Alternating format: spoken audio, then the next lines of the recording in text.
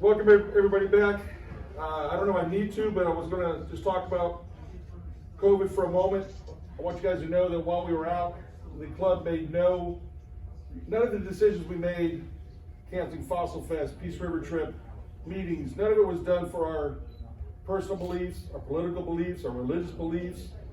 I tell you guys, you're very well represented on your board between Democrats and Republicans and religion and no religion and hippies and businessmen. It was never, the decisions were easy. USF closed us out. We can't pay $250 a month to meet. Our coffers, our treasury was bleeding out quickly as it was without having meetings and having events to make money. We did very well. We planned for this. I remember somebody a couple years back asked me, when we do very well with the money we earn from you folks, and asked me one time, what are you going to do with all that money? Well, we found out what we were doing with all that money. There were years in the past where had this happened, we'd have went broke. But we're still sitting on a good chunk of change. We're prepaid for Fossil Fest for next year, which we plan on happening in March. We've already paid for that. We're doing very well, but I just wanted to tell you guys again, if you didn't see it in the newsletter or on the online meetings, none of the decisions were based on politics. Even though some people thought they were, they weren't. This place was closed. We were planning on trying to have Fossil Fest a year ago, or the past year, 2020. When we broke 60 days to Fossil Fest, we had 12 volunteers signed up and 6 vendors. And you can't run a Fossil Fest on 6 vendors and 10 volunteers, 12 volunteers. So that included the board as well. We'll see what the earth brings us come next March. Our plan is to move forward. We're already starting to plan our Fossil Fest for 2022. We hope it happens. Important dates. In front of the newsletter, I don't have the newsletter, I forgot to bring it up, but in the front of the newsletter is important dates, field trips and such. There is a Florida Fossil Hunters show, October 16th and 17th in Sanford, Florida. You can Google that for the address and such, and times and date, or the times, or look in your chronicles. Field trips, Marlon Swigert is not here tonight, he's on vacation, but he would have nothing to report anyway. All the mines have locked us out still until at least January of 2022. Some of the mines have told them it's not necessarily for COVID protection as much as they're short-staffed at the mines because of COVID, but not just for the spread of the disease. Fred is here though. Come on up, Fred. Oh, I can talk from back here. Not enough people to worry about today. We have this scheduled for September 25th, but the river's at 6 feet right now. It's sort of hard for me to hunt when the river's at 6 feet. And I really don't have any thought that it'll drop in that time. We haven't had a September trip in years. It's always too high. Cross our fingers for October, and November usually we're back in the river. We're going to Brownville. That's the only place that's really open right now. Thousand Trails has closed us out. And my daughter and I were going down the kayaking. I made a note in the newsletter. It's been wiped clean. It's bedrock behind Thousand Trails where we used to go. So it's no great loss at this point. The floods have just wiped them out. Thank you, Fred. And Fred always tells us every year in his article in the Chronicles that we hate these summer rains and storms come through, but they move the sand around and expose things and wash things out. And Thousand Trails is a good example of all that limestone being exposed there before, when that's where we've taken annual Peace River adventure trips in there. People find lots and lots of stuff in there, and after the rains are done, there might be sand in there again, or maybe there won't. They did stop selling day passes, as he mentioned. It seems you can sneak in by paying for a tent site if it's important enough to you to go into Thousand Trails and get in and just don't set your tent up and don't stay. We have a few things to go through before we get to our speaker. I want to go to Lawrence and Curator Cotton. If you're new, if you're not new, you'll know what they do. They put on some kind of funny or important or scientific skit. I have no idea what they're going to do. I trust they won't embarrass me. So, Curator and Lawrence Cotton.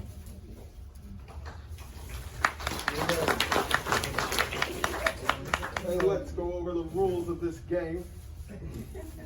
This is a guess the creature game. Let's see how well you know your prehistoric animals. Now, if you know the answer to this, do not shout it out. But feel free to laugh at all the funny parts.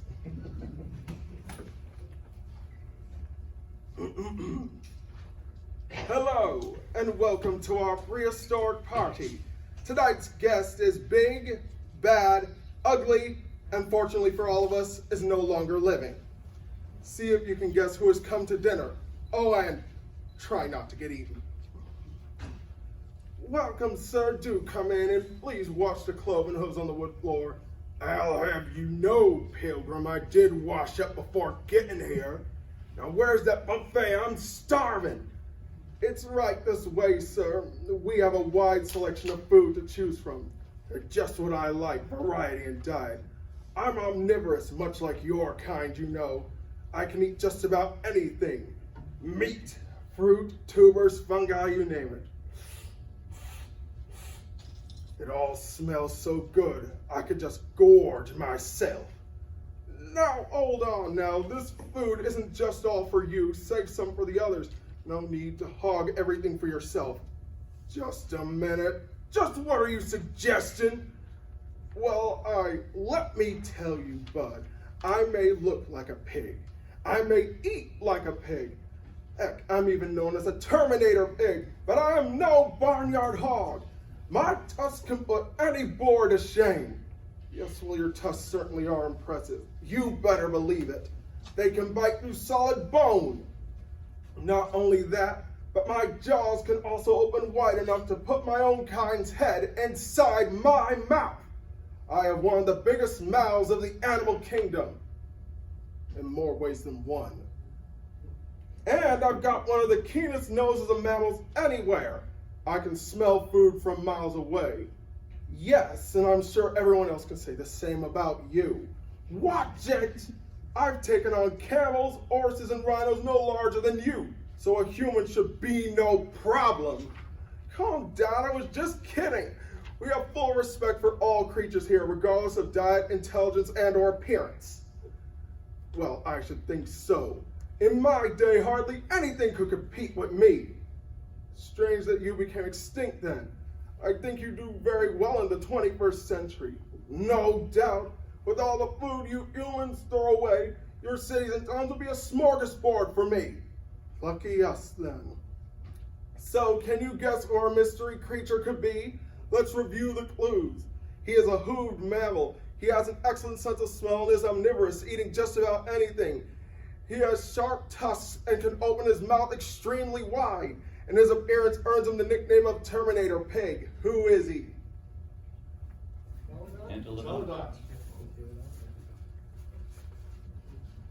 Archaeotherium? Yep. We didn't make him president for his good looks. Holy pig, I knew. That's fine. I'm Archaeotherium mortoni, the ancient beast. Yet I don't feel a day over 35 million years. Now can I eat? Sure, go ahead, peg out. Cut the pig jokes, bub. Thanks for joining our prehistoric party. Hope to see you again. So long.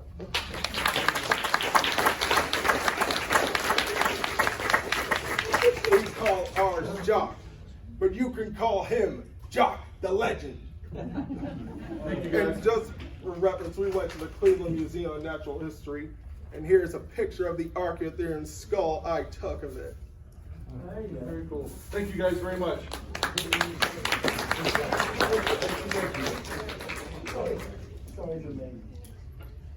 Under field trips, I forgot to mention, we're having a shark tooth scuba dive October 16th. Doug Woodring from the club is running that with top to bottom charters. The information is in the Chronicles if you want to go.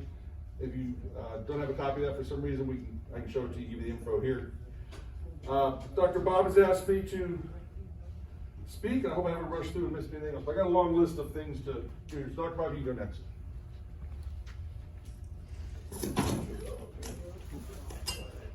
I'm not used to I'll take my mask off and just stand back so you can hear me, since they don't usually give me a mic. 9/11 is a day that most of us remember for various reasons, and setting all that seriousness aside, 20 years ago, on 9/11, or just really closely thereabouts, a day or two later, Mike Searle took over as president of the Tampa Bay Fossil Club 20 years ago. He's been our president for 20 years. You guys need to give him a big hand.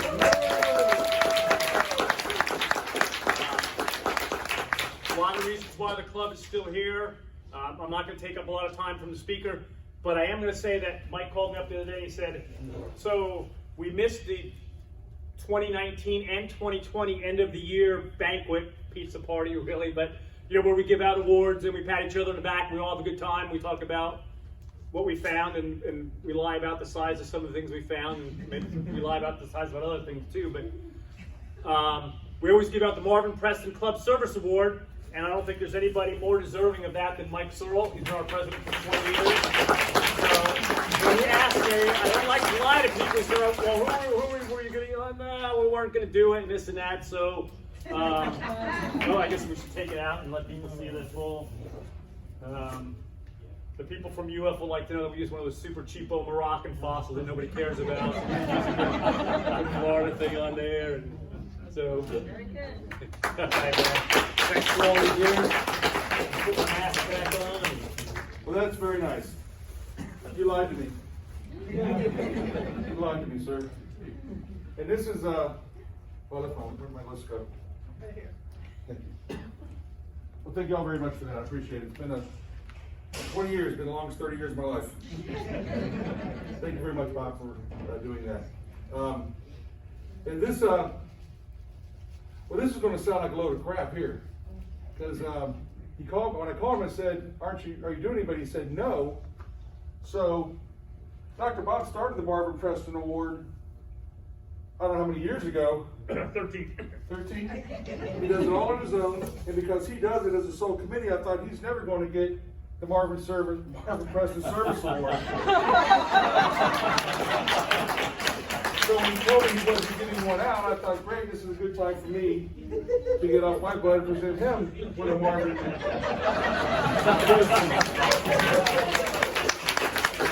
This is how to plan this. Like I said, sounds like a load of crap, don't it? But I also, so take that. Dr. Bob is a lover of old things, antiques, and I got this a long time ago, and I was going to give it to Dr. Bob for the Marvin Preston Award, but I couldn't incorporate the two together. I was going to put it mount them together on a board, but the person I usually use when I need some woodwork done is Dr. Bob. So this is about a 35-year plaque that somebody made in the club. It was donated back to us. The best I can figure is from 1988. And he loves old things, so you can mount on a board yourself. I didn't know it would be too much together where you just want them separately, but I thought somebody like you would appreciate that, because you like old things and antiques, and that gracilis is hard to get. Yeah, it's definitely gracilis, yeah. And it's old handmade, typewritten paper, and Very I cool. thought you would enjoy. I was wondering why mine didn't have a fossil attached to it. You got a whole gracilis, so he kind of threw me off there. I was actually supposed to read a little bit about Dr. Bob before he left. Past president, 97 to 99, board member for at least 25 years. I don't know how long exactly. Continuous articles in the Chronicles for 20 plus years. I mean, over 25, yeah. 25 years of articles. TBFC auctioneer for every auction we've done, 2 to 3 years sometimes for 20 plus years. Lead scuba diving trips on the Peace River Adventure. He started the Marvin Preston Service Award.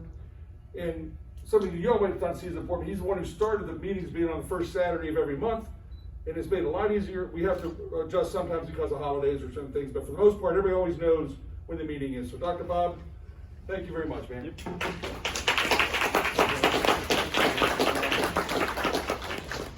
Hey Mike, have your take a picture of both of you with your press. I don't want evidence that we planned this like this.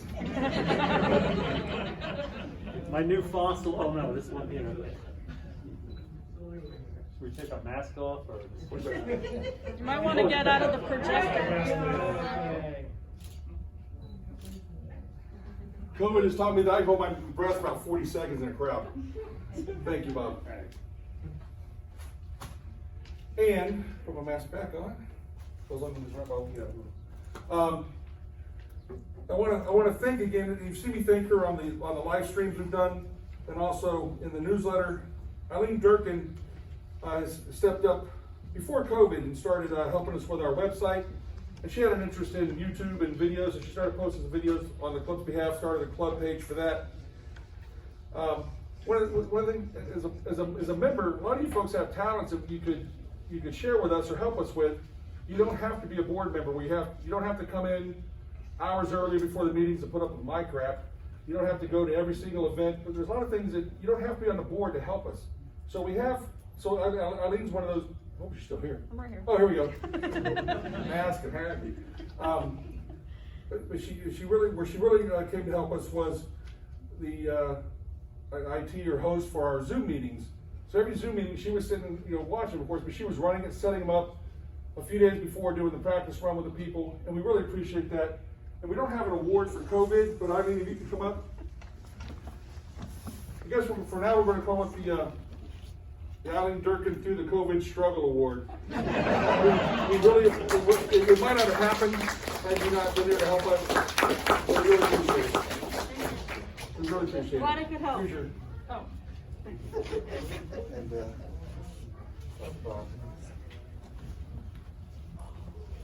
since you're planning to give those out.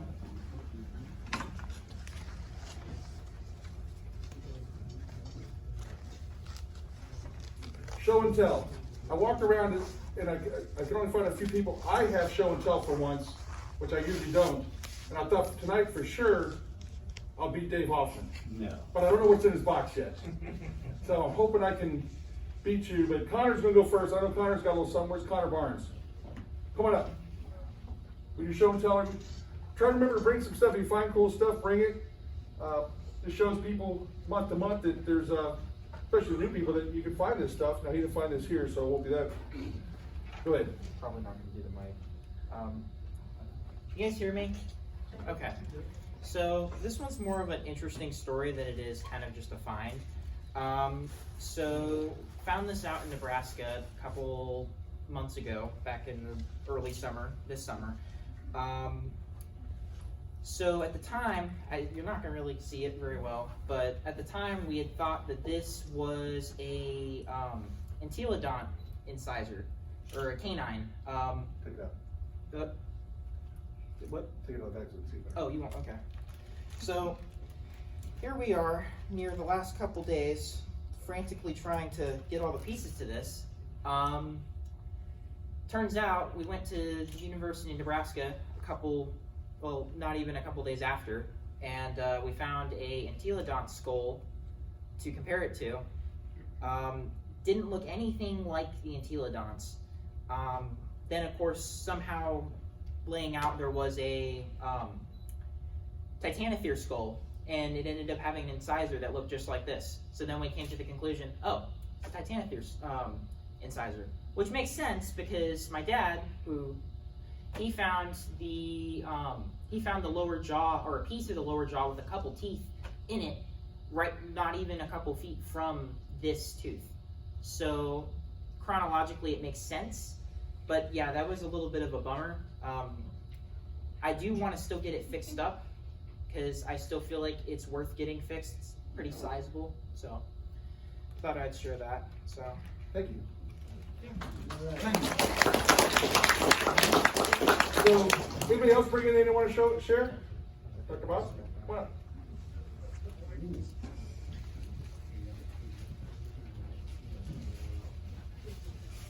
Well, I got out a few times diving before the rivers went totally bonkers on me this year, including my own river. I have property up in Steenhatchee, and it got flooded worse than it had been in over 70 years, and a lot of people up there got wiped out. My house was only built about 6 years ago, so it's much higher by FEMA standards, so I was clear and good. But I decided before all that happened, I got to a spot where I hadn't dove in about 15 or 16 years when I first bought the property, and I found a really nice dire wolf canine. I said, well, I know I found one of these once before. I went back in my journal because everything's logged in, labeled and stuff, and looked back and went, oh my God, this is the exact same hole. Because I went to a hole, I said, I haven't been there in quite a while. And it's right and left, and I'm guessing could be from the same animal. I mean, they were literally found within about 3 feet of each other. Of course, my good friend Andreas Kerner said, well, where's the rest of the jaw? Because you don't want to give anybody credit anything. So, and I also went back to the Rainbow River and dove. First time I've been back there in about 10 years, because the Rainbow you can usually get in no matter what, because it just doesn't get that high. And this was in the presentation. One of them was, I found what is an eagle claw, the bottom one. Previously I had found this one, which someone had told me was an eagle. I presumed it was a raptor claw bird of some kind, but you can see it's nowhere near the size of what the eagle claw looks like. And Dr. Holbert was at my house yesterday looking through my collection, and he decided he didn't have enough time. He's gonna have to come back. But he said these really curved ones are possibly osprey. So I will probably get a picture of it with a little size thing in there and send it up and see if someone that's a little more, has a comparative collection like they have up at UF, a little more knowledge on those birds, and see if we can get these both identified. But the big one, when you look at it, it's as big as 2 of my knuckles. I mean, eagles had to have a really big claw. So if you want to get a closer look, I'm sitting over here after you guys are done. And so, Thank you, Bob. yep. Hey, Rob, Rob, come on up. So you might have thought, we usually don't make it a competition, but there's no telling when Dave brings a box in, it could have a dolphin skull, it could have a whale skull. I mean, there's no telling the things he's found. I'm sorry for saying it in front of the museum, so I don't know if you They have it. Okay, they have it, okay. There's no telling what he has there, so if I can beat him tonight, good, because he beats me every night. So this is the guy who prepped out my stuff from Nebraska. So he's gonna, I haven't seen this yet either. So we'll see if I can take Dave tonight. It is a little beauty. Yeah, you got me beat.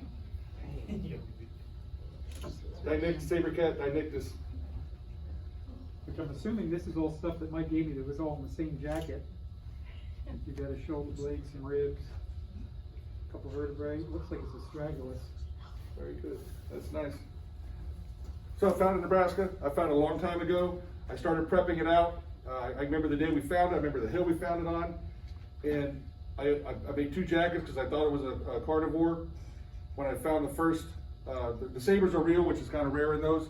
When I found the first saber, I just put it back on the shelf and I was scared to prep it. And finally decided I'll just give it somebody who knows what they're doing, and I'm happy to have it back. So. Yeah, I did it where it can come off that way so you can see all the teeth are, real.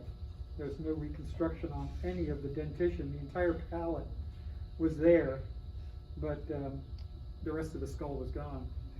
Yeah, when Sandy showed me from the eyes up was all gone. It was all gone. So I told Mike, I said, I don't like faking a lot of stuff, but when you find something that important, better to put it back so it, visually you can see exactly what it was. So Mike was nice enough to bring me he had a replica. Thanks, Rob. You're very welcome. All right, Dave, can I get you this time? Yeah, you got me. All right. One and only time. You better. I'll have to try harder. And first, I brought in something, I don't know what it actually is. Dr. Bob's thinking somewhere around the skull, but it's got a weird groove in it. And he pointed out that it's an unfused joint here, so whatever it was, it's juvenile. Then I got a dire wolf molar, which actually I just got this from the Thousand Trails campground area that Fred was talking about, in the area of the washed up limestone. And if you get Dr. Bob's book, he's got things about hunting around the limestone, where to look, buy his book and read about it, because he needs the money for retirement. So. That was easy. Then this is Paleo llama, myrifica. Almost all the teeth, missing 1 tooth. Couldn't find the rest of it. And that was, I've never found anything like this ever. That was a nice piece. And then first giant beaver I've ever found that was this good size. 20 years to find that, so might find one more in 20 more. Let's see. That's all I brought. Thank you, Dave. All right. Talk about Dr. Bob's book. Leslie, Yes? talk about the bookstore. Well, we have, t-shirts, as always, and there's some new books, and I brought some Riker mounts. Hopefully everybody's found some things over the last year and a half that they want to put in the Riker mounts. And, okay? All right.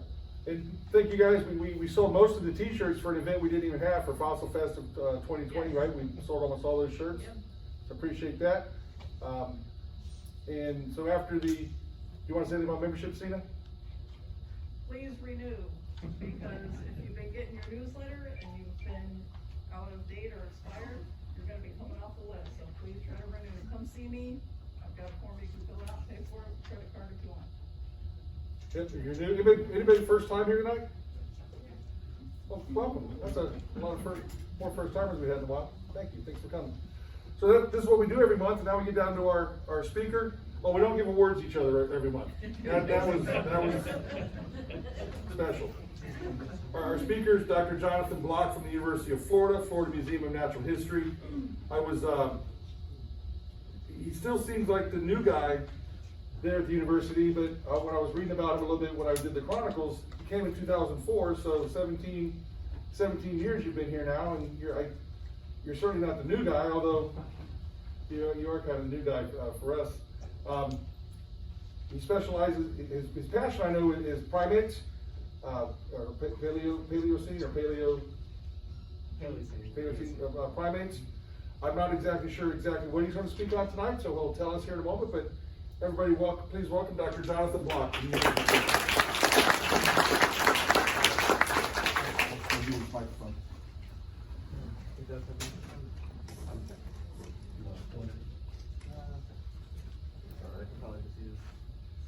case you want it. Doesn't have a clip.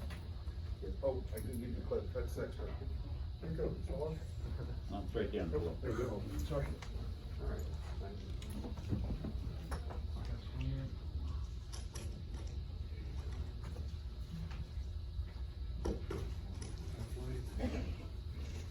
I turn the lights on. Can you hear me okay? Yeah. I guess I'll leave this on. If you can hear me okay, I'll leave it on. All right. All right, yeah. I guess I've been coming, this is, I think, I don't know, maybe someone could correct me here. I think maybe this is my 4th time talking to this group in the amount of time I've been here in Florida. For those of you who haven't heard me talk or aren't familiar, I'm originally from California. That's where I grew up. And I went to the University of California, Santa Cruz, which is where I first got excited about geology and paleontology. When I was just finishing high school, I had the opportunity to volunteer at the La Brea tar pits and dig at Pit 91. And that really sparked some stuff for me. That was very exciting. I remember walking into the public viewing prep lab, and they had me put on a lab coat. And I walked into this lab, and I felt like I walked into the pages of a National Geographic or something. I was so excited, and people were looking at me preparing these fossils, and I felt so incredibly important. And then to reinforce the National Geographic aspect of it, they started to film a documentary in there, and Sir David Attenborough came in, and he was talking, and it really was quite an extraordinary thing. And that was sort of my first exposure. I went on to do my PhD work at the University of Michigan in Ann Arbor with a man named Philip Gingrich, who is well known for his work on walking whales in Egypt and Pakistan. And I had the opportunity, speaking of this 20-year anniversary that marks such a horrible day in our history, it also marked a really critical turning point in my own research trajectory, because working with Phil, I ended up doing a lot of work in Pakistan, specifically on the border with Afghanistan, in that area. And I was really excited about that research. It was really quite interesting, and I'd done several trips there before 9/11, and it was still pretty fresh in my mind when I came and first talked to this group, thinking maybe one day we would get back there and do research there. But on the other hand, even though my research took a different turn, it took a different turn in really interesting ways, and it happened while I was here in Florida. So there's been a lot of really neat things. For one, I've become much more familiar with the Florida fossil record. So I'll talk about that a little bit today. Not a lot. For those of you who've seen me talk before, you've heard me talk about Wyoming and the Bighorn Basin, but I'll just bring, maybe some of you haven't seen it. So I'll talk a little bit about that tonight and give you some of the reasons why we study fossils in Wyoming. So this is the general, the context that we're talking about. Here we have the first animals appear in the fossil record 600 million years ago. And since the first appearance of animals, there have been 5 big mass extinction events for various reasons. And these are crazy filters that happen on life, where if you get to the other side, you're part of the history that moves forward in really unpredictable and interesting ways. It's been suggested that we're perhaps in the midst of, or the beginnings of even a 6th mass extinction. It's probably way too early to call it a mass extinction, but certainly we're certainly in the slow motion extinction right now, certainly of the megafauna that's still ongoing. We still have some remnants still in Africa. But there is an extinction event that's going on, and whether it's a mass extinction or not is another question. But people are interested to know, based on previous experiences with mass extinctions, what we might be able to anticipate in the future. So my research in Wyoming starts right at what we call the KPG boundary, 66 million years ago, which either, depending on your perspective, is the worst day on Earth, because it marks the extinction of the beloved dinosaurs, or the best day on Earth, if you're a mammal, or someone who likes primates, because it turns out mammals and birds survive and flourish. And so that's exciting if you're interested in mammal evolution. Without the extinction of the dinosaurs, we don't exist, almost certainly. So, so that's a really important interval right there at the extinction of the dinosaurs. And then for 10 million years, you have the Paleocene, and that's the beginning of the Paleogene. And that's a really interesting time in mammal evolution where you have a lot of experimenting on how to be a mammal. Something else interesting happens about 10 million years after that, and that marks the beginning of the Eocene. And it's at that time the Earth was a lot warmer. And so why are we interested in the Eocene when the Earth was a lot warmer? And this sort of, I hope, helps put in some perspective. This is, I mean, I will admit, this is a horrible diagram for someone that if you just came here wanting to look at some cool fossils, this is a diagram that looks very complicated. But the way to read this is on the right-hand side, I'll just sort of summarize it. Okay, on the right-hand side is this very controversial interval that we've been calling Anthropocene, but this is basically now and the future. And then we go back, here's the time scale, we go back all the way to here, 65 million years. Here's the Cretaceous Paleogene boundary. This is some idea of what temperature would have looked like through time. And it's reconstructed through a variety of sources that are accurate only to a certain extent. But the deep sea record from stable isotope geochemistry provides us with most of the record up through here. Ice core data give us a lot of information right here. And then everything, and of course we're experiencing things here, but everything over here is what models predict for the future.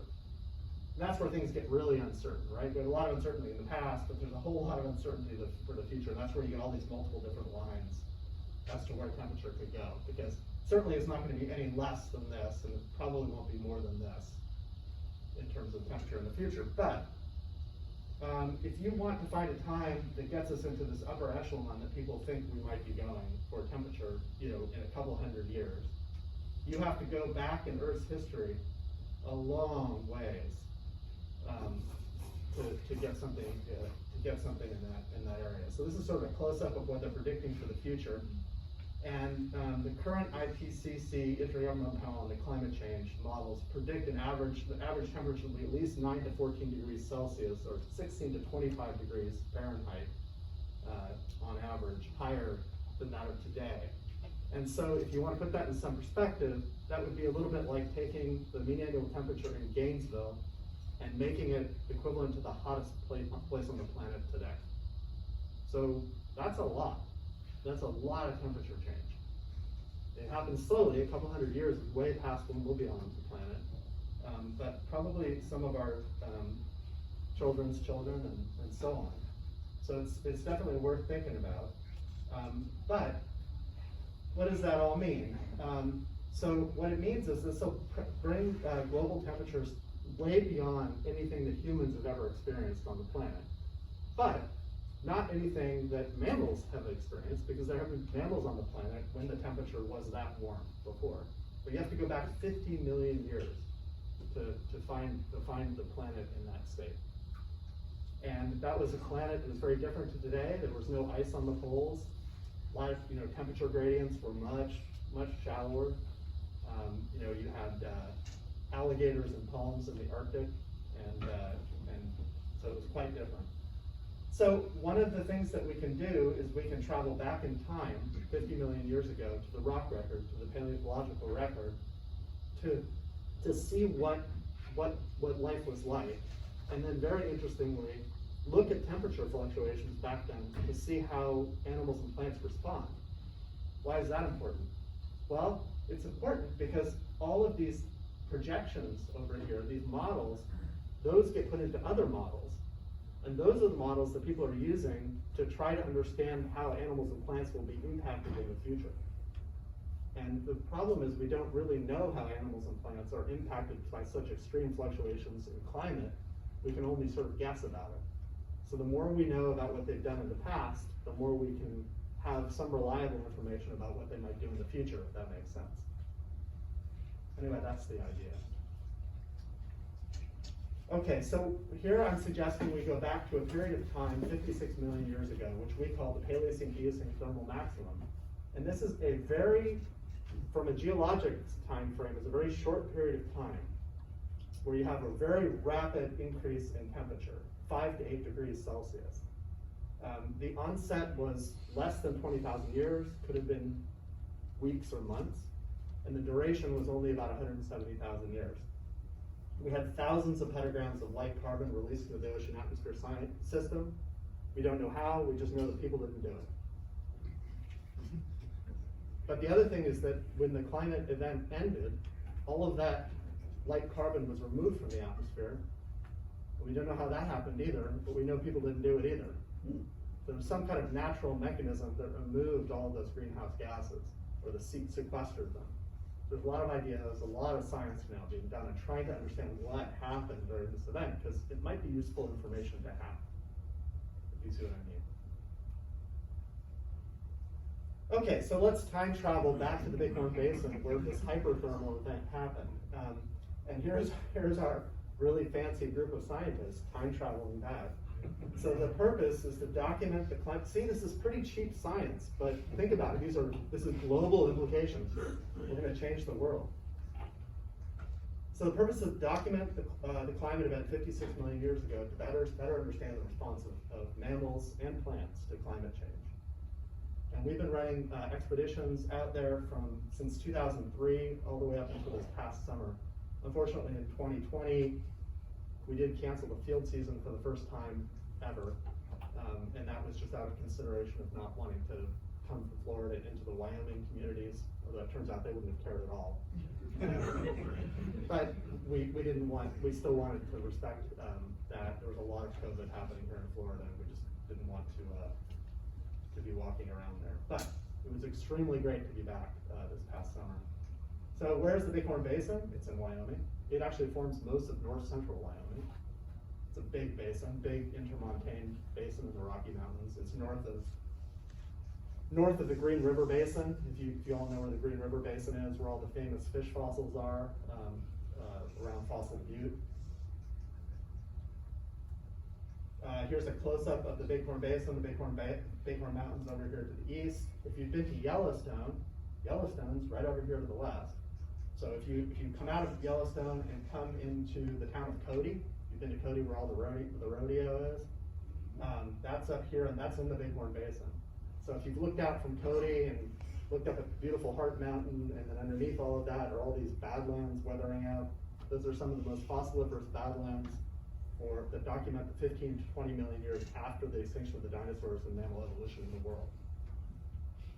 Southern Bighorn Basin, this is a very big basin, extends all the way down into Thermopolis, if you know where Thermopolis is, where the dinosaur center is. So that's the Bighorn Basin. And those are some of the beautiful badlands. So how do we collect fossils in the Bighorn Basin? And for some of you, this is old news. What you're looking at here is exposure right at that boundary of Paleocene and Eocene. These are ancient soil horizons. We call them badlands. We also call them paleosols. A lot of that coloration has to do with just accumulation of different kinds of minerals in the different soil horizons and the degree to which they're oxidized. Interestingly, I've worked with a geochemist out here, and I always call those things red paleosols. But the interesting thing is when you break into them, many of you probably know this, but if you break into those red soil paleosols, they're not red when you break them open. That's when they're oxidized. They're actually this gray color. So that's iron that's oxidized on the surface. So this is just a picture of our camp that was published in National Geographic some years ago. We have nice tents set up. We catalog there. Paleontologists from all over the country, many outside of the country, spend weeks every summer camped in the Badlands of the Bighorn Basin to collect fossils and to study this climate event. These are dry camps on Bureau of Land Management land. Dry camps during very hot weather, since we usually camp there in July, August. Basin which is close to here, routinely has temperatures well over 100 degrees every day. No showers, we bring all our water in, and many other things that are associated with dry camping that you may not be familiar with. Some people hate it, I love it. We have to use these very large, well-used field vehicles to haul collecting crews, and we have lots of heavy rocks. We have to use these things to navigate more remote regions of the Bighorn Basin. And for those of you who worked in, oh, is it not working? I think I wouldn't know what to do but stop. I'm sorry. Well, does this need to be turned on? It usually doesn't go off while you're talking. Maybe it ran out of battery. Well, I could try talking louder and take my mask off. If you guys can hear me, it's probably all right. No battery. Keep talking about things better. All right. Can you guys hear me all right? Yeah. Okay, good. This thing muffles the voice a lot. I'll try not to project. I'm vaccinated, so that's cool. All right, so we use these big vehicles to get around the basin. The locals think we're insane driving these crazy, disgusting-looking field vehicles. But for those of you who've done field work in South Dakota, Nebraska, any of these places, you understand that you're in those drainages, you're in very remote places, and you need these field vehicles to get in and out. And you want to use things that don't get that don't mind a scratch or two, because you're going to put some damage on that. My crews very quickly learned that part of the field experience is digging out, which might be that we spend 2 hours digging out. Can you hear me better now? Yeah. All right. We spend 2 hours digging out of a drainage once we're stuck in, maybe high-centered sometimes, and then crazy Dr. Bloch might pull us out and put us in another one 20 feet away. That's part of the experience. But when you stack it all together and you realize everything that you do, and you start putting value on the fossils that you collect, you realize all the effort that you put to get out there, you spend to collect those fossils, the many hours digging out of trenches and things, the value on one little tooth in blood, sweat, tears, and money is quite incredible. But we do it, and it's worth it. A lot of what we do is through surface prospecting, and many of you are familiar with. So, just crawling around on the surface looking for stuff and finding concentrations. And I'll tell you, for 150 years in the Bighorn Basin, this has been the normal way to collect mammal fossils. You just crawl around on the surface and find what's there. And honestly, a lot of people won't even dig in. They just collect what's there. And for those of you who are fossil hunters, which I think many of you are in this room, you realize that's a huge mistake. Because what's eroding on the surface is just a tip of the iceberg very often in terms of what's under the ground. So obviously digging in is really important. But there are also other biases here associated with this, right? Which is that you find things that are easy to see.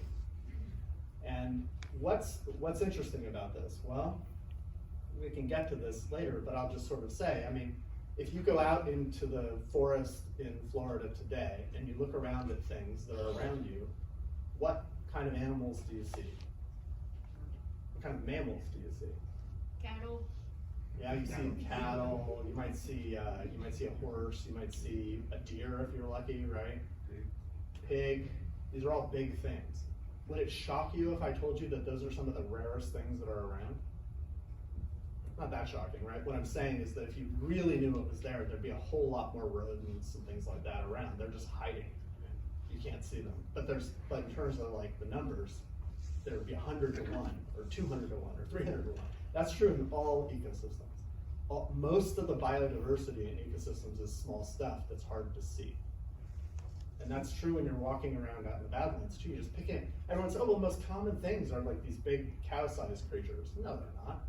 They're not the most common things. They're probably the rarest fossil in the entire ecosystem.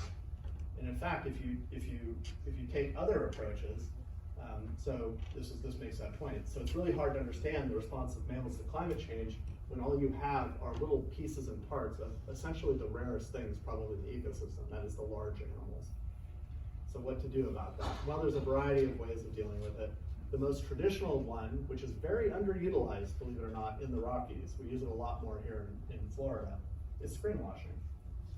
So that's a huge deal out in the Bighorn Basin because it's very, very hard to get the matrix out of the field because you can't really, you end up driving as far as you can and then you might have to walk a couple miles over hill and top. And the concentration of fossils in the matrix here is very low. So you might be really lucky in one 40-pound bag of matrix here to get 1 or 2 teeth. But we need to study this, we might need 2, 3, 4, 500 or 1,000 teeth. So to do that, you have to collect a lot of matrix. And then once you've bagged up that matrix, you have to carry it out on your backs to wherever you park your car. And generally, in a given season when we're really focused on this, we'll carry out on our backs somewhere in the range of 3 tons of matrix. And that's just one season. Once we do that, we get a little bit of a relief from the heat, and we'll actually do a washing with nested screens, including a very, very, very fine fraction that will allow us to get things even less than a millimeter in size in the Bighorn River, and this runs right through the town of Orland, and so people are watching us while we're doing this. And the most common thing that we get asked is, are you looking for gold? Because that makes sense. And no, we're not looking for gold. We explain, no, we're looking for fossils, and then they look at us and they just laugh and they say, well, I understand you're not from around here, but the fossils aren't in the river, they're in the Badlands. Okay, thank you. We knew that, but we're good. But it is nice. It's a good opportunity to show people what we're finding in the screens. And that sometimes they're very shocked, that such small, interesting things, primates and so on, are there just right in their backyards. All right, so this is concentrate. We bag it up, we bring it back to Florida, and that's all one animal. That's all not one individual, but those are little teeth between 1 and 2 millimeters long of a little marsupial called Parodectes. And this little animal we're finding survived the hyperthermal event that we're talking about. In fact, not only survived it, but it seems to have gone through it completely unscathed. No change. It didn't change its diet. It did nothing, which is quite remarkable actually when I show you what we learned about this event. A very resilient little marsupial that's no longer in North America, now extinct, but not because of global warming. So what do we do with all these tiny things? How do we study them? They're so small, like how do you figure it out? So we've actually been using MicroCT scanning technology to create 3-dimensional models of many hundreds, actually thousands of little fossil mammal teeth so that we can study them in ways that we hadn't been able to before. So we use high throughput morphometrics and things like that to be able to look at the shapes of the teeth and try to quantify how they might have changed through space and time. And with such large samples coming out of the screen wash, we can do this and have a lot of confidence with regards to statistics. So we can do that. But, I mean, the question is, what have we figured out, really, you know, doing all of this after so many years and thousands of fossils, tens of thousands of fossils that we've collected? There's my crew looking a little skeptical that we might have learned anything, really. And this is another complicated one. We don't need to dwell on it. The bottom line, there's isotope data here. This is our stratigraphic section. There are about 70 meters of section here.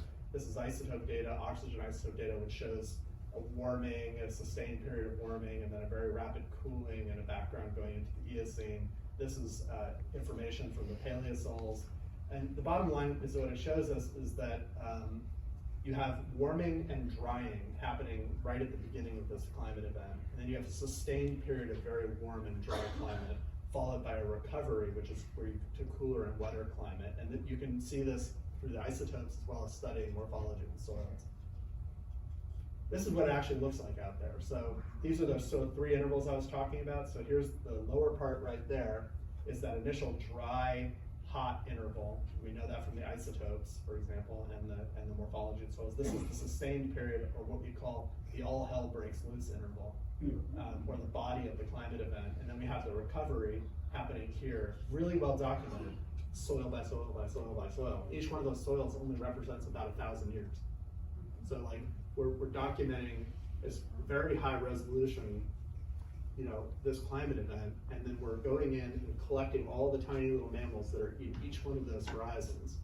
So it's actually starting to converge a little bit on how you might study an ocean core, you know, where you can look at all those tiny little microfossils, except you can do this over a long, big area spreading the entire basin. In fact, we have the PETM, this climate event documented really along the entire southern margin of the Bighorn Basin, which is tens of kilometers, as well as outcropping in the northern basin. So it's a pretty big, substantial area where we can study this.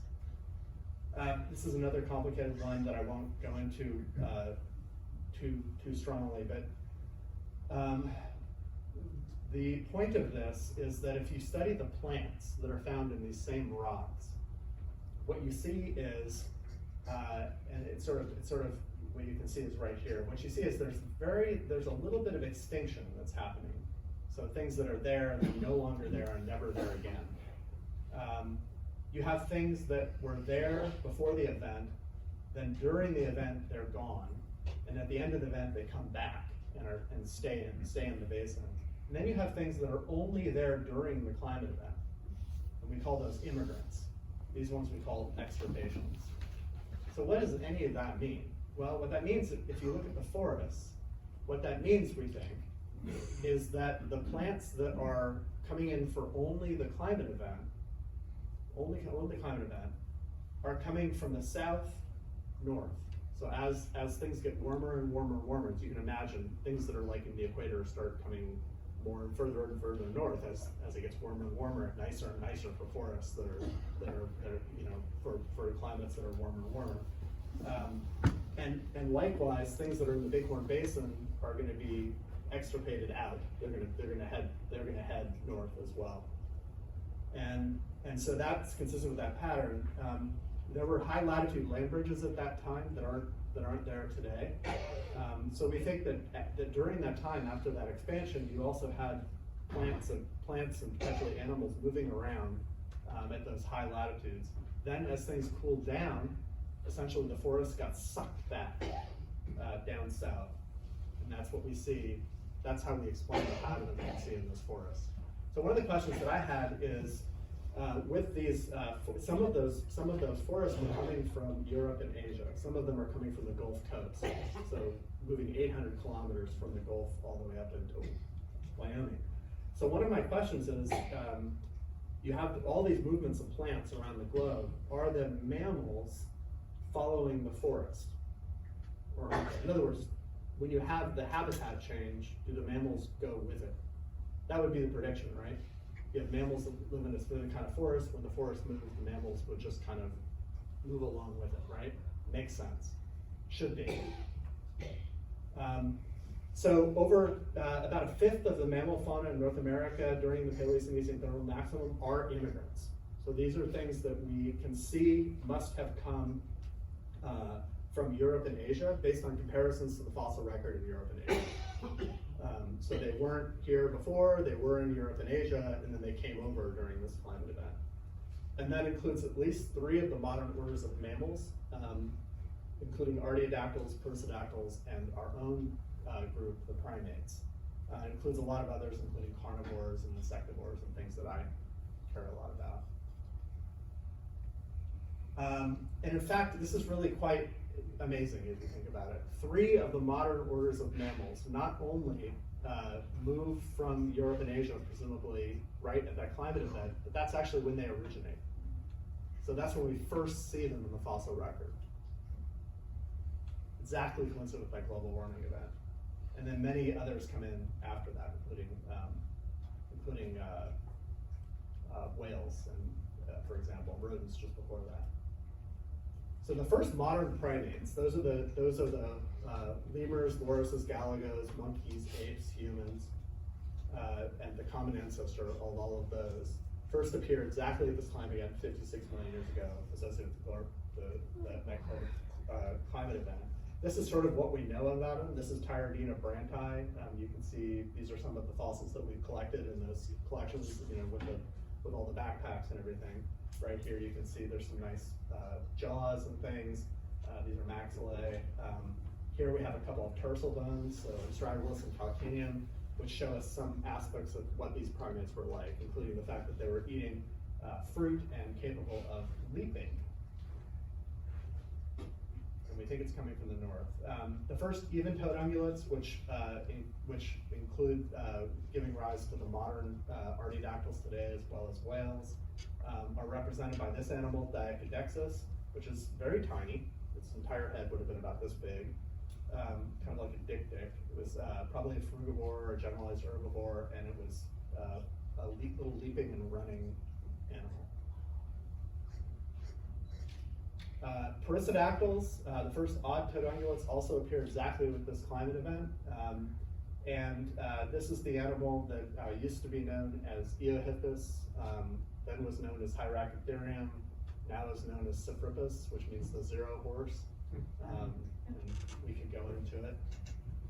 But it's remarkable that they all appear exactly, essentially in the same horizon, same climate event, right in that section I was talking about. Cyprippus was very tiny. It was probably a very fast runner, and it was a generalized herbivore. You can see how tiny that animal. Cyprippus, the jaws of the first Cyprippus to come into the section are about that long. And it is so recognizably a horse, it's ridiculous. All right, so the way we like to think about it in Wyoming is this means the ancestors of cowgirls, horses, and cows all came into the basin associated with the climate event, which they're all glad to hear about. And I'll just sort of come to the end of that, which is, this is when we see the first, this is the beginning of the event, and here we see a bunch of plants come in, right? But these are all plants that have been documented from the Gulf Coast. So they're moving about 800 kilometers from the Gulf up into the Rockies. They go away at the end of the climate event. These plants right here are very interesting because these are the ones that are coming from Europe and Asia. And they're coming in and then they stay in North America the whole time. So these are the ones that went around through the high latitude land bridges and came down into North America. So the prediction would be that all those mammals that come in, that I was talking about, they're coming from Europe and Asia, would come in up here where the green stuff is, right? Not down here where they're coming from the Gulf. That wouldn't make any sense. Oops. So they're all coming in right down here at the bottom of the event, where the plants are coming from the south, and they're coming from the north, which is weird. It's really weird. That was really not what I was expecting. So here, that includes our horses, our primates in space, and our artiodactyls. So, first occurrences do not correspond with plant intercontinental immigrants or return of extirpated taxa. They do correspond with plant intracontinental immigrants. So plants coming from the south, mammals coming from the north, meeting a forest they've never lived in before, and doing great. Now, if you look at climate models today, they don't really incorporate that piece of information into it. The assumption very often is that the current habitat that an animal is living in is its preferred habitat. And even if you look in recent, you obviously can't make that inference exactly, but there's, give the current distribution of animals will tell you something about where they are living, tells you something about where they're living now, what the climate variables are like in terms of what they can tolerate, but also tells you the places they could live now that aren't, where they aren't, so they might not be there for various reasons. If you look at the very recent fossil record, it can even tell you, a little bit more. But this is really sort of shocking to me anyway, that you can have just a complete decoupling between the preferred habitat of animals, presumably, and how they move, around the planet during very rapid global warming. And what to do with that information is another question. So the short answer is they're not following the forests. So then the other question is, are endemic North American mammals following the forests as it moves north from the Gulf? Because that's kind of hard to imagine. You've got like these forests that are spanning 800 kilometers from the Gulf all the way up into the Rockies, right at the beginning of the climate event. There's gotta be some mammals that are like tracking that forest. It just doesn't make any, why wouldn't they? It's, it's very strange. But the short answer is that's not what we're seeing, except maybe could be. I don't know. How do you figure it out? And there is something weird that's happening, which is that for the animals that are there, during this time of warming, this is paleotemperature, you have a shrinking. So here's a couple different lineages, and they just get real small, and then they get big again, real small and big again. And that's a pattern that we call dwarfing, and it's animals getting small relative to changing climate is something that we know can happen. And the idea of that is that mammals have a stable internal body temperature, which is maintained by the food they eat, as unlike, because they're warm-blooded. And as temperature becomes warmer, they have to lose the heat to stay at that temperature. So if you think when elephants get really large, they have some of these problems. They have to regulate their heat through flapping their ears to get rid of heat. The heat retention is a huge issue for them, retaining too much heat, and you need to radiate the heat out. Versus a shrew in Michigan that's so very, very, very tiny, it has to eat all the time to maintain its internal body temperature because its body mass is so incredibly small relative to its surface temperature or surface area, so it's losing heat really, really fast. So imagine having to maintain that internal temperature. It's like a real chore. So especially in cold environments. So that's why there's a relationship. There can be a relationship there between, but there can be other things too, including there's a relationship between body size and the amount of rain, nutrient availability generally, primary productivity, and even aspects of reproductive biology. So it's a little complicated. It's not just a thermoregulation issue, but there are some rules there. And in fact, that's been put together in something called Bergmann's rule, which is an ecogeographic rule that says that within a broadly distributed group, populations and species of larger size are found in colder environments, while populations and species of smaller size are found in warmer regions. So that's true for moose as well as coyotes and a bunch of other things. Not everything, but a lot of things. So it could be that the miniaturization that we see, that getting smaller for all of these animals, is not them actually evolving to smaller body sizes, but them just moving across, shifting across the landscape. So you get small things that are down in the Gulf shifting up into Wyoming, where when the temperatures are warmer, and then as the temperatures get cooler again, you have things from up north shifting back in. So maybe they are maybe from inside the continent, not outside the continent, not the ones that are coming in from Europe and Asia, but within North America, what we're seeing could be, instead of just a dwarfing reaction to climate change, it could be an example of animals tracking their environment. I'm just suggesting. I mean, it's it's not an easy thing to try to back up, but it's an idea. So the switch of that is this other thing, which I think I've talked to this group about before in the past, which is Titanoboa. And the reason for that is reptiles have very different physiology, right? They're poikilotherms, like everything that's there are many things that are poikilotherms, including insects.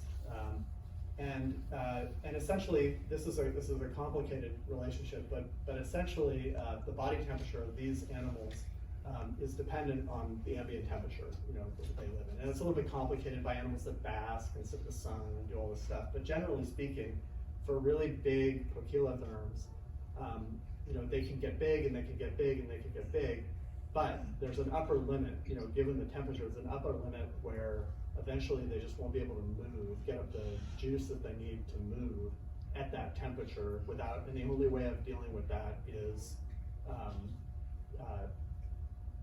to stop getting larger or to turn up the temperature.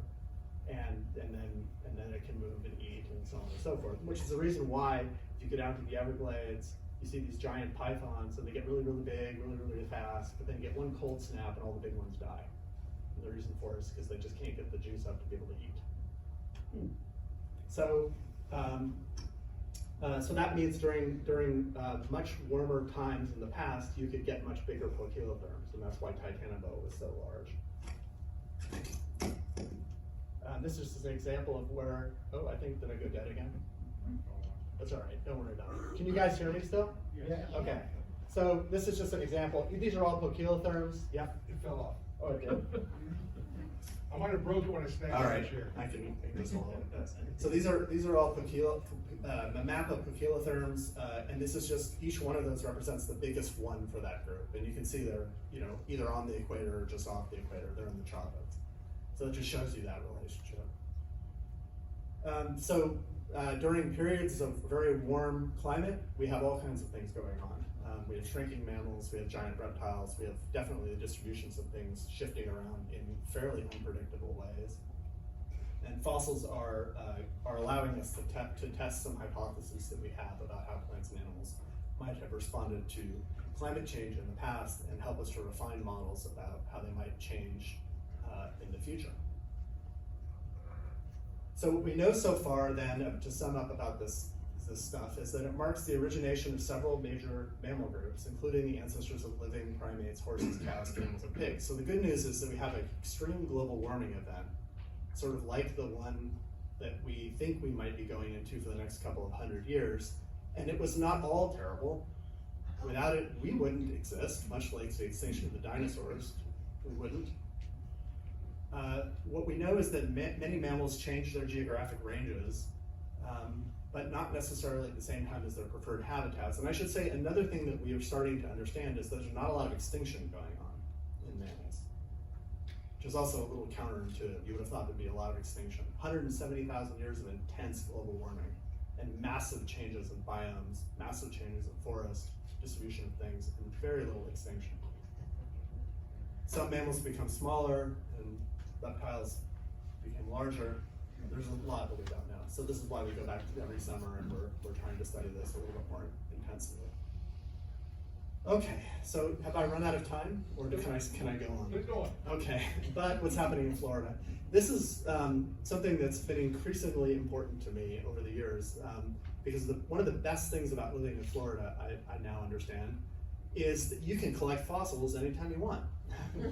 You don't have to wait for the summer to go to the Bighorn Basin. We have an amazing fossil record right here.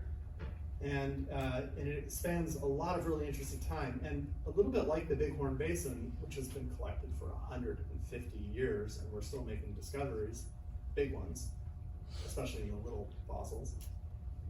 There's still a lot to learn about the fossil record of Florida. And there's just so much that we don't know. And part of that is also going back to this funny thing where we collect all the really obvious stuff, right? We know a lot about the really obvious sexy things, but all those little tiny things, there's still huge areas for discovery and very interesting things. So I'll just say that one of the things that I'm very interested in with Florida is that it's essentially in a subtropical biome. And even if you get really far south, you could argue you're into a tropical biome. And when we think about studying fluctuations in climate in the past, we often look to the last couple million years, the records there, with the fluctuations in glacial interglacials. A lot of what we understand about how plants and animals respond to climate change based on looking at those kinds of studies are done on higher latitude types of fossil localities. And what's very poorly understood is how plants and animals might respond to climate change in the tropics and the subtropics. which is too bad because most of the Earth's biodiversity is in the tropics and the subtropics. So it might be really good to know in the past what was going on with fluctuations from glacial to interglacial in places where so much biodiversity exists. So Florida really represents an amazing place for that. The other really neat thing about Florida is that it's a very special place, and my predecessor, Dave Webb, whose office I sit in now, made this a point of his, a lot of his research during his research days, is that because we are in, on the Gulf Coast, we have a very special relationship with the Florida fossil record and what's called the Great American Biotic Interchange. So when we had the rise of the Isthmus of Panama and the final closure 4 million years ago, we had this massive interchange between North and South American faunas. So Florida really provides a very, very unique place to study, some of the first ones that came up through that interchange, and then also some things that just never got further north than the Gulf Coast. Now, the Montbrook fossil dig has been one of the reasons why it's so cool is at 5 to 6 million years, it really represents this. What it really represents is an ecosystem, a river ecosystem that existed just before the Great American Biotic Interchange. And what's really neat about it, it's a 40-minute drive from Gainesville. If you know where Williston is in Levy County, it's right outside of Williston, past the peanut factory. And it's on private land. We've been digging there since mid-November 2015. And while COVID made it very difficult to dig there with our volunteers, we did keep digging during COVID. It was sort of one of those things that we could do kind of safely still, usually wearing masks, though once everyone was vaccinated, we were outside and we dug without masks. But we were also spaced out and by squares, and we were able to do it. We were able to do it pretty effectively, and we kept it going. It's been really tough though, because we have a huge community of volunteers who've just been really wanted to get out there, and we haven't been able to get them out there recently, but we're gonna fix that soon, I think. So we're hoping to start later this fall, and we're gonna have sustained dig out there through the spring, and I'm hoping to coincide this with some other activities that we have going on, which I'll show you. But what's Montbrook? Okay, so we've had well over 500 volunteers, individual volunteers, digging at the site since those are metrics from 2016. Ken and Tammy are right here. I had to throw those pictures out. They were two that have been digging with us over the last year. I also threw a picture in there of Bill and Carol Sewell. Carol has recently passed away. She was one of our beloved volunteers out of the site. She logged many hundreds of hours in the site in the lab. So we like to celebrate her whenever we can. She was a really important part of the dig. We've cataloged over 100,000 specimens from the site. Now, that includes the big things, but most importantly, the little tiny things.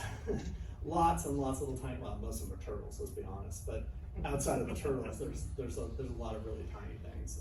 We have probably around 200,000 specimens to be cataloged already. But here's the thing, the landowner asked me not long ago, why are you doing this? Why are you keeping going? There's so many fossils. And the thing is, every time we go out there, we find new things.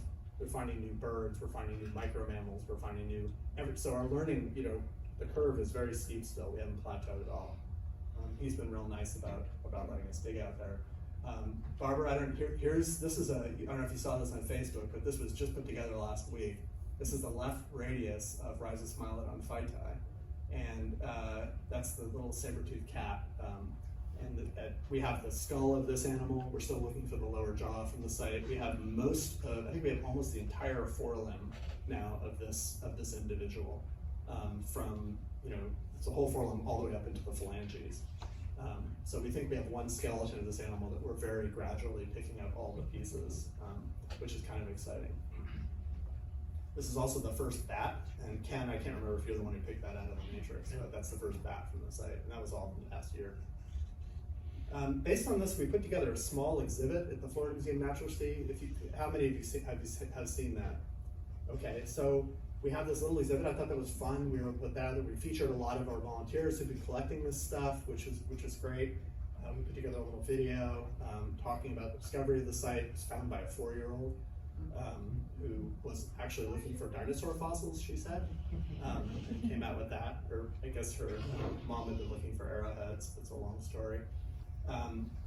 And that exhibit was really fun. It's been really neat to be able to put things that we're finding right away and putting them on display and letting people see them. Based on that, we're expanding this concept a little bit. So starting this spring, I'm hoping probably in February, we're not exactly sure of the starting date, we're starting pulling these together. In the current revolving exhibit space, which currently has the survival of the slowest and is about to have the Tiny Titans exhibit come in. Once that exhibit is out, once the dinosaur exhibit is out, we're going to occupy this. It's about 4,000 square feet, and it's going to be paleontology focused with a huge Montbrook element to this exhibit, and we're really going to feature a lot of fossils there. This includes a live lab area and a whole bunch of technology areas in the rest of the exhibit that people can. And also a presentation area where we can be giving talks about what we're finding and so on and so forth. So we're putting a lot of effort into this. Here's another perspective with some of the technology stuff identified. And then here you can see sort of for those of you who saw the Cruising the Fossil Freeway exhibit or the Titanobo exhibit, you might remember the live lab in the corner. It's going to be sort of like that, but a little bit bigger. So we're excited to do that. And I've been, for fun, working with the programmer for the last year. I got really turned on, but my kids got one of these Oculus headsets, you know, the VR headsets. And I've been playing a fishing game. They don't have a fossil collecting game that I know of, but they've got a fishing game, which I really like, and a rock climbing game, which is really fun. But it's very immersive. How many of you have used the Oculus before? If you haven't used it, I highly recommend it. It's one of these things where you say, well, that seems kind of weird or gimmicky. Put it on, and it is amazing. It really tricks your brain into thinking you're having a real experience. You know you're not, but it really feels like you are. So I got really excited about that from the perspective of museums, and I've been doing a lot of CT scanning, creating 3D models, as well as laser scanning, using light scanning to create 3D models. So what a neat idea. And I thought, well, we're collecting a lot of these amazing, these are Montbrook fossils here. You can see that beautiful articulated skeleton of an alligator. There's some other alligators, 5 to 6 million year old alligator here. It's not alligator mississippiensis. We don't know what it is. It's definitely not mississippiensis. We're pretty sure it's a new species of some sort. This is a light scan that's actually a light scan, so that's not a photograph. That's a laser scan of alligator mississippiensis compared to a laser scan of one of the Montbrook alligators.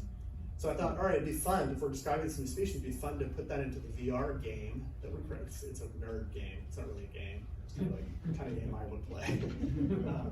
And then maybe release that and put a beta version or something like that out into the exhibit space in the spring.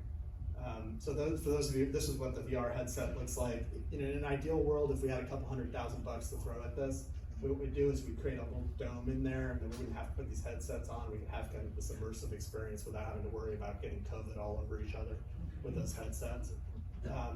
So it may be that we'll just have to show some two-dimensional rendition of this until we can find some way of creating a safe place that people can see this kind of thing. But at the very least, I'll make it available that people can download and look at it on their own Oculus headsets as well. So here's the programmer. I asked him yesterday to put together something. This is kind of what he put together, and it has a lot of video in it. It's a little lunky. This is not for prime time at all, but you guys want to see it? Yeah. All right. So it'll be much better, I promise you, by the time all right, so here it's moving a little bit. So he's in there right now. So what he's doing is going out to Montbrook. Welcome to the Montbrook Fossil Site here in Levy County, Florida. This fossil site, we've been digging here for several years. We've had hundreds of different people out here digging with us, and we're making a lot of exciting finds. The fossils here are 5 to 6 million years old, and today we've uncovered Gomphotheres, which are ancient elephant relatives, as well as some interesting alligators. So here he's going to navigate through the site, and he's emphasizing the videos. So as you can see here, I'm actually in the midst of excavating this alligator fossil. So we actually have quite a bit of the skeleton. We can follow the vertebral column, so the backbone, curling around here on top, coming all the way down into what's probably a complete skull. Pretty exceptional specimen. We're in the middle of a dry field right now, but 5 million years ago, this would have been more like a river where we find Mitchell is alligators a PhD student in the geology department, and this really does feel immersive when you have those headsets on, I promise. Oh, here's picking up a specimen that's light scanned. You can look at it. It's got lots of detail. It's really neat. I'm afraid the programmer is a little bit disrespectful of the fossils. So then we go into another part of the site. Skulls of two different gators. Here, they're unloaded heavy dump here, extinct elephant. These skulls are going to be very important for studying what we're doing. We have found some difference over here that suggests this is a different species of alligators that are living now in this area. Lazaro is a PhD student in biology. He's from Cuba. And this is just the idea is you pick up a specimen from that one. We're trying to create some kind of experience here. So don't do that in the field. Don't do that in the field. I'm going to tell him not to be so disrespectful. Okay, so then he's going to go back to the lab. And those are the specimens that he collected there, and you can look at them in this comparative lab. And this lab, again, feels like it would feel like you're standing in a room like this, right? So you can walk over, he's trying to grab it, can't quite get there, he's almost there. All right, you got it. So now you can compare the two, take a look at it. Then he says, all right, we'll throw him up there. And then, he remembers he's got one in our collection space, Northwest Gainesville. We have a warehouse out there. So he's gonna go out there. There's this whole tour where you can walk up and down the aisles and look at things. Ken spends a lot of time in this place. And there he's looking at a specimen so that's his way of collecting the specimens. For those of you who haven't seen the warehouse, it almost looks like Dickinson 2. It's about 4,000 square feet. It's allowed us to actually properly curate a lot of stuff from Montreux there. Now, when you touch it like that in the spaces, it automatically gets put into the, you can see, it's not really a game for like the, maybe for the, it's the kind of game I love. It's called comparative morphology. Now you might want to go to the modern herpetology collection, so you can go in there, and there you can walk up and down the aisles and look at the turtles and everything, snakes and things they've got there. There happens to be just conveniently a modern alligator skull that he now collects back on the ground, and he goes back, and there it is for him to be able to compare it to the other ones. So anyway, you could spend hours just sort of navigating these different spaces and things. I hope you think it's cool. I think it's really cool. My kids have looked at it. They think it's okay. But if you're really interested in comparing like just the morphology, I mean, I could send this. I mean, from a science perspective, I could send this thing to like my colleagues in Europe or something, and they could just go and compare all these specimens just like I am and have their own observations. I don't know. Maybe we could see each other in the room. It's kind of fun. Okay.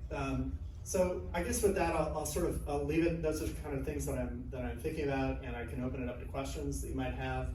Or I can show you the Titanoboa VR game I'm putting together. If you want to see that, I could show it to you. I don't know. Where are we on time? Pretty much time. All right, well, I'll show you the Titanoboa one. This is really beta. All right, so now we're in that room, but imagine that really looks like a snake. But actually that is based on a CT, we don't want to watch this. Well, maybe. What the programmer's done. When I was really young, I used to travel a lot with my He's embedded a bunch of videos in the room, like so you can actually watch videos. And saw a lot of the rooms there. I got very interested in archaeology. So I've always been interested in things in the past, the story of the past. My name is Jonathan Bloch, and I'm an associate curator of vertebrate paleontology in Florida. Raise your hand if you've seen this already. I've studied fossil vertebrates from the Paleocene, which is the 10 million years following the extinction of the dinosaurs. And I'm here in Cerrejón coal mine looking for the Paleocene vertebrates. Northern Colombia. Yeah, I've been coming to Cerrejón since 2003. Since then, I've been here 4 times, and we've found many fossils of turtles and crocodiles and fish, and also, maybe most dramatically, these extremely large snakes, Titanoboa cerrejoniensis. Okay, so this is really exciting. We've got an amazing opportunity here. I don't think I've ever really seen them laid out like this before. So this is a window into that time that we've never seen before. And it's amazing. It's, as often the case, when you look through a window that you've never looked through before, you see things you've never seen before. I have 3 children, and 4-year-old and my 7-year-old are really interested in fossils. They come collect fossils with me. In fact, so they've given me a lot of advice over the last couple of years about what Titanoboa could have been doing. So I'm testing some of their ideas right now. Well, there's definitely that Titanoboa could have eaten every crocodile here. Also, I was told that Titanoboa could probably beat Tyrannosaurus Rex in a fight. Okay. They actually made a video of Titanoboa fighting Tyrannosaurus Rex because of that. Oh yeah, I saw that one. Maybe we'll put it in the room right next to it. But you can. That's one of the things you can entertain yourself with in this room. There's an eons thing and some other stuff, and there's Carlos Jaramillo, who's a paleobotanist, talking. But you know, here's the interface where we're starting to work on specimens. So here you can grab a vertebra of a Titanoboa. And you could, you know, there are links to create where you can download those and create 3D models. What the programmer's doing here is, the idea is, I told him it'd be really fun if we could assemble a whole snake, you know, in a skeleton. And so he's starting to put together, you know, so he's pulling out bones that represent different regions of the snake. You know, this is the beginning part. In the end, and there's locking him into this model. In the end, hopefully we could put, like, have whole lines of them, so we could virtually put together a snake, right? And then the reward is, once you've done it, the snake is supposed to come alive.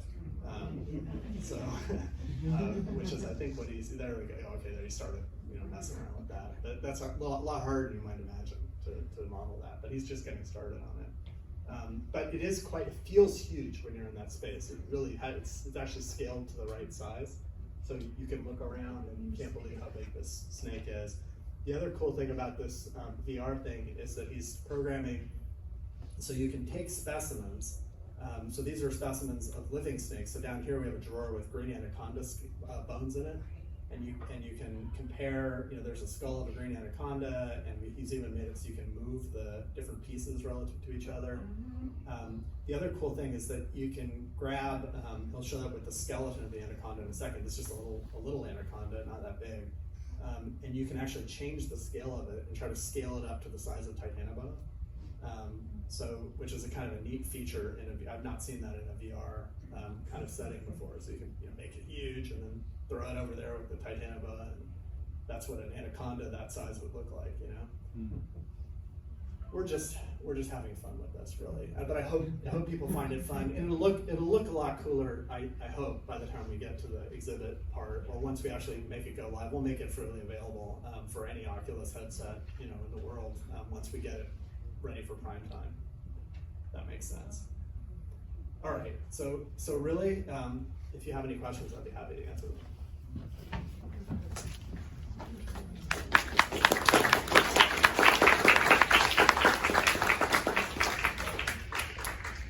So, when you mention plants, are you looking at stuff like pollen fossils or anything like that? Yeah.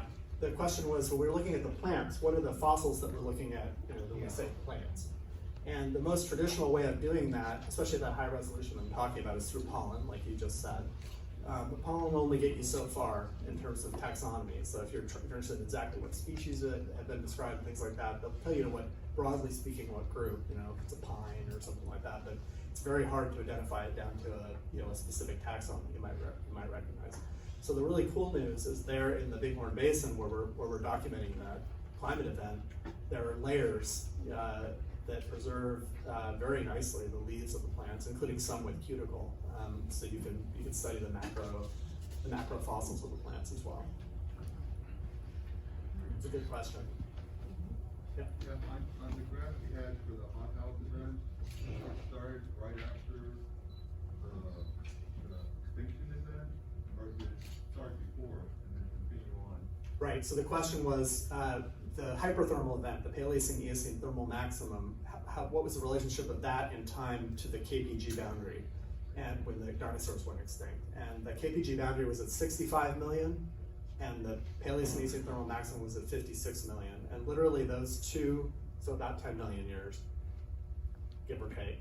And those two events bracket the beginning of the Paleocene and the end of the Paleocene. So the beginning of the Eocene is when you see that hyperthermal event. That marks the beginning of also the origin of many modern orders of mammals. Yep. Not really a question, but just sort of a suggestion, is that rather than in virtual environments, which restrict your view, augmented reality might actually be best for comparative morphologies, because it's not fully replacing your reality. You can actually create scalable comparisons. I hear that.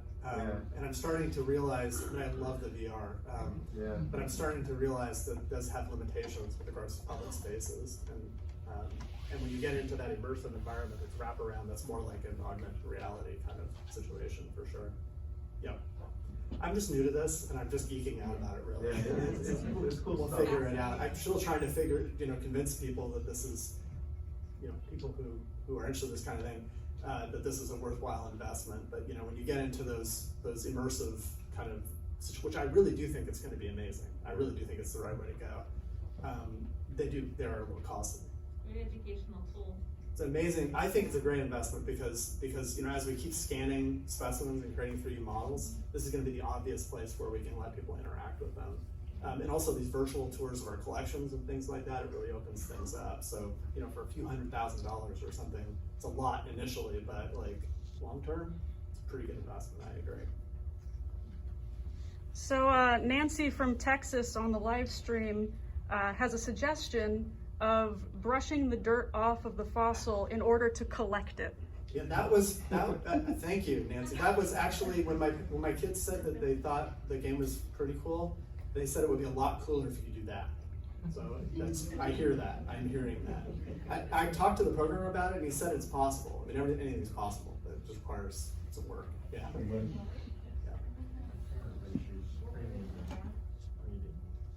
Was there a question? Another question? No, what was that, what did he say to add? Oh, sorry, I should have restated the question. They thought in the VR experience, if you could brush the dirt away from the fossils or have some way of excavating it out, that would be much more interesting. And what I was saying was that is something I've heard. Yes, I think that seems obviously true, especially for people like us, right? More questions? Yeah, thanks. I was wondering, what are you using for your proxy record for the isotopes? Are you using like soil nodules or? That's an in the weeds, very good question. So the question was, what are we using for, what are we sampling for stable isotopes as our proxy for paleoclimate and climate variables? And the answer is it's many things. So soil nodules are definitely a source for carbon and oxygen that are traditionally used. So we use those. There's some complications there regarding the southern Bighorn Basin where I work. Namely, there are soil nodules in the climate event, but not before or after, which makes it a little complicated if you're trying to understand, what's happening before and what's happening after. But there's bulk organic carbon, which you can, sample the bulk organics in the paleosols. There are problems with that as well, including reworked organics from the sediment, from the rocks that are eroding at the time the sediments are being deposited. We've done geochemistry on the plant lipids themselves, so isolating out little pieces of plants and doing the geochemistry on the plant lipids. And then the ones, of course, I like the best are the mammal tooth enamel. So we're able to look at the stable isotope geochemistry, the stable isotope composition of the enamel from the mammals themselves that we're studying. And that's also complicated, but if you use a multi-proxy approach like that, you start to see patterns that make sense. Is the enamel thick enough on the teeth to actually preserve record and not be diegetically influenced? Right, the question is with the mammal teeth, is the enamel thick enough, right? Because you have to stay within the enamel. As soon as you bust down in the dentin, it changes things. You have to stay within the enamel. So for that, we have to preferentially sample things that have thick enough enamel. And so there are certain taxa that we tend to focus on that have that. We can use laser ablation on thinner enamel. That also has complications, including mixing different phases between carbonate and phosphate and so on for oxygen anyway. But you can do it. But we focus on things that have thick enough enamel that we can safely sample without breaking down into the dentin, if that answers your question. Yep. Oh, do you find articulated primate fossils, or are they all? I love that question. The question is, do we find articulated primates fossils? What about not all these little isolated things? And the answer is yes, although they are super, super, super, super rare. And so that's been one of my life's goals, and it's sort of the topic of a different talk, which is documenting the skeletons of these things. But once you know what one looks like, you can then use that essentially as a Rosetta Stone for the screen washing. So you know what the ankle looks like, you know what the fingers look like, you know what the, from that one specimen, that might be the only specimen that's actually a skeleton, of that animal. You have that, then you can go into those isolated ones and be able to match them up and say, well, this is very likely a little marsupial or a insectivore or a carnivore of this species or whatever. But that would be a different talk. I have lots of pictures of articulated things, including primates.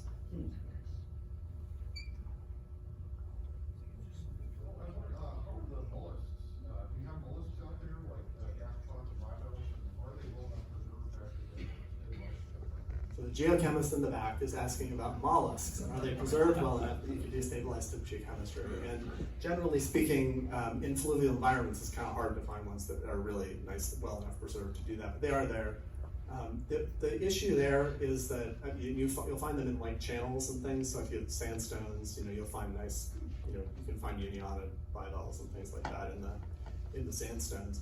But they're pretty rare and not very continuous. So you get one here, and then you go a few miles, you might find another place here where they're preserved, and it's kind of good. But if you're looking for like a really fine record of geochemistry, through the section, you're not going to get that record you're looking for there.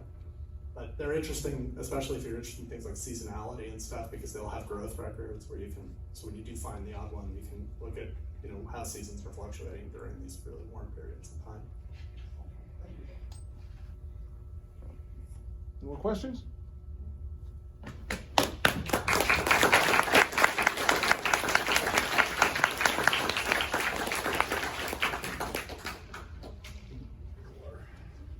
So everybody should have got a door prize ticket, free door prize ticket when it came in. Hopefully you spent $100 on raffle tickets in the back. If you want to run to get those, you can, but we're going to pull those up here now. You want to bring those up? I'm sorry? For the cat skull?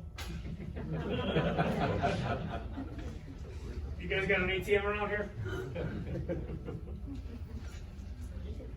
Well, you got one or two of those in 25 years of hunting. I'm going to move this.